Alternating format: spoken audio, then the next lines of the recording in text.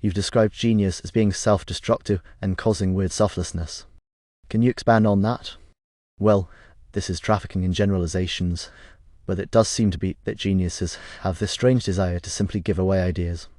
They're sort of, what's the term, Bruce Charlton uses, otherworldly, that's it. And they have this otherworldliness about them.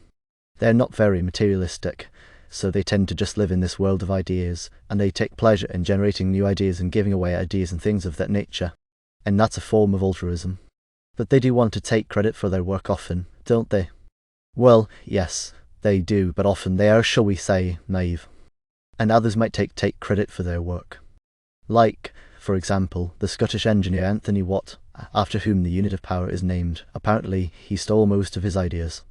This was the claim that was made a couple of years ago. He stole them from people who you have never heard of. Other engineers, other scientists, who just would have given the ideas away, essentially.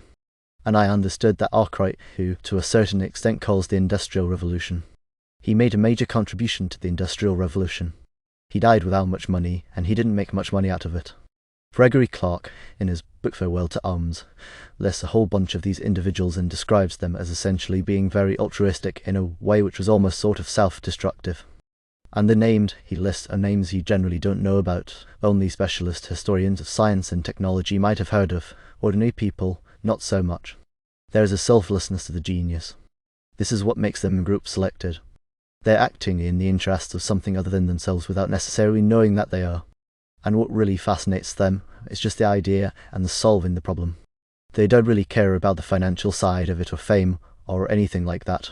This is why I always get slightly irritated when people say Stephen Hawking's a genius, because it strikes me that a genuine genius wouldn't turn themselves into a TV celebrity like that, doing guest appearances on TV comedies, The Big Bang Theory, and all this kind of thing. He wouldn't make himself a brand. He'd shun the limelight. Yes, I think that a lot of these individuals, these geniuses, historically not very fame-seeking or fame-oriented.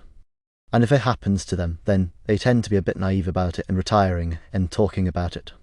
They don't go out of their way like someone like Brian Cox, for example, to court media attention. No, indeed they're people like Spengler that aren't even famous in their lifetimes.